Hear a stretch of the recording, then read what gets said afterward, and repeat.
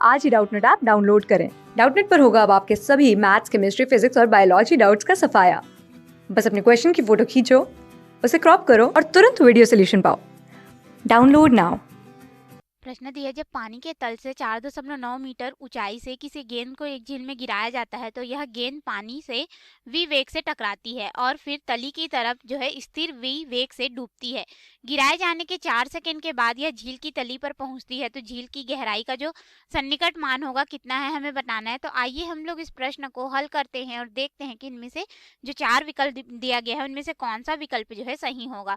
तो जैसे प्रश्न में दिया है, यहाँ पे एक नदी है मान लेते हैं, और इस नदी की ऊंचाई जो है, यहाँ पे नदी की ऊंचाई से एक पत्थर को गिराया जाता है। ठीक है, तो यहाँ पे इस तरह से गेंद है यहाँ हमारे पास, तो गेंद को v वेग से गिराया जाता है और यह जो ऊंचाई दी गई है यहाँ से लेकर के पानी की सतह का, इसे अगर हम लोग s से दर्शा दे तो ये 4.9 मीटर ऊंचा है बताया गया है।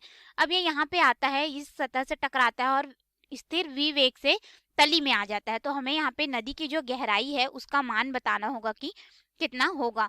तो देखिए हमारे पास यहाँ पे पत्थर के द्वारा जो चली गई दूरी s है, यह बराबर हो जाए पत्थर का प्रारंभिक वेग गुणित समय, फिर यहाँ पे हो जाएगा धन 1/2 और यहाँ पे हो जाएगा त्वरण a और यहाँ पे हो जाएगा समय t का वर्ग। तो यहाँ पे हम लोग मान को रखेंगे तो देखिए चली गई दूरी कितनी है, ये वाले सतह तक आने में उसको h ऊंचाई यानी कि 4.9 मीटर चलना पड़ रहा है। ठीक है, और ये पहले स्थायी अवस्था से छोड़ा जा रहा है यानी कि विश्राम अवस्था से प्रारंभिक वेग इसका 0 हो जाएगा, यानी कि ये पूरा पद जो है 0 हो जाएगा और यहाँ पे हमारे पास मान हो जाएगा 1/2 और त्वरण a जो है गुरुत्वीय त्वरण g के बराबर होगा क्योंकि नीचे की ओर आ रहा है। ठीक है, तो हमारे पास यहाँ पे गुरुत्वीय त्वरण g का मान रख देंगे जो कि होता है 10 मीटर प्रति सेकंड का वर्ग, और या फिर हम लोग इसको जो मान रहता है उसी में लेंगे, सन्निकट मान निकालना है यानी कि 9.8 मीटर प्रति सेकंड का वर्ग, और समय का मान हमें दिया गया है कि पहुंचने के लिए जो समय का मान लगाएगा वो कितना होगा, जबकि गिराए जाने के 4 सेकंड के बाद ये झील की तली में पहुंचता है।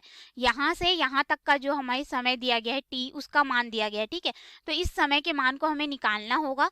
अब हम लोग इसको आगे हल करेंगे तो देखिए हमारे पास यहाँ पे क्या हो जाएगा, हल करने पे 2 से 1 बार में और ये चला जाएगा 4.9 बार में। इसको हम लोग इधर पक्षांतर कर देंगे तो t का वर्ग बराबर हो जाएगा हमारे पास में 1, क्योंकि 4.9 भागी 4.9 1, और समय जो होगा t का मान वो कितना हो जाएगा, 1 सेकेंड होगा जो 4.9 मीटर की दूरी को तय करने में।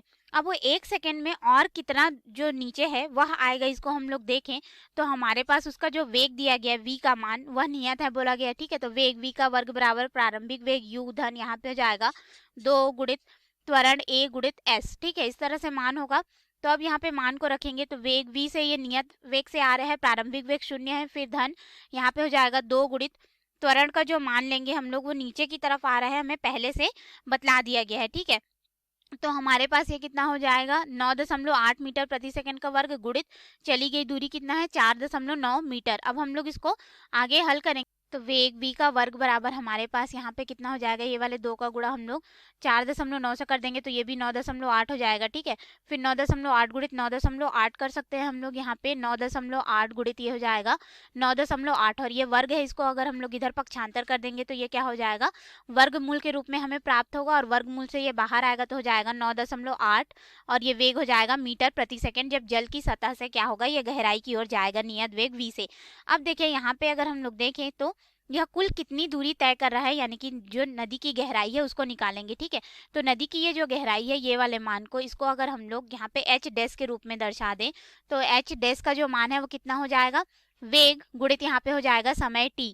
अब हम लोग यहाँ पे समय t के मान को किस तरह से रख सकते हैं, वेग हो जाएगा 9.8 मीटर प्रति सेकंड और समय t का मान क्या हो जाएगा, पहले समय जो सतह तक आ रहा है और हमारे पास जो कुल समय दिया गया, तो कुल समय कितना दिया गया था 4 सेकंड, ऋण यहाँ पे जो h ऊंचाई से यह जल की सतह पे आ रहा था उसका मान निकाले हो कितना था 1 सेकंड, तो इसको घटाएंगे तो आ जाएगा 3 और 3 का गुणा 9.8 से कर देंगे तो हमारे पास यहाँ पे सेकंड से सेकंड का जो मान है वो कट जाएगा। ठीक है, क्योंकि ये मीटर प्रति सेकंड है और यहाँ पे सेकंड है तो सेकंड से सेकंड का मान कट जाएगा, दूरी का मान मीटर मिलेगा जो कि होगा 29.4 मीटर। तो इसके अनुसार विकल्प में आएंगे तो विकल्प ए दिया है 19.6 मीटर गलत है, बी 29.4 मीटर बिल्कुल सही है, सी 39.2 मीटर गलत है, डी 73.5 मीटर ये भी गलत है, यानी कि सही विकल्प जो होगा बी विकल्प होगा। धन्यवाद।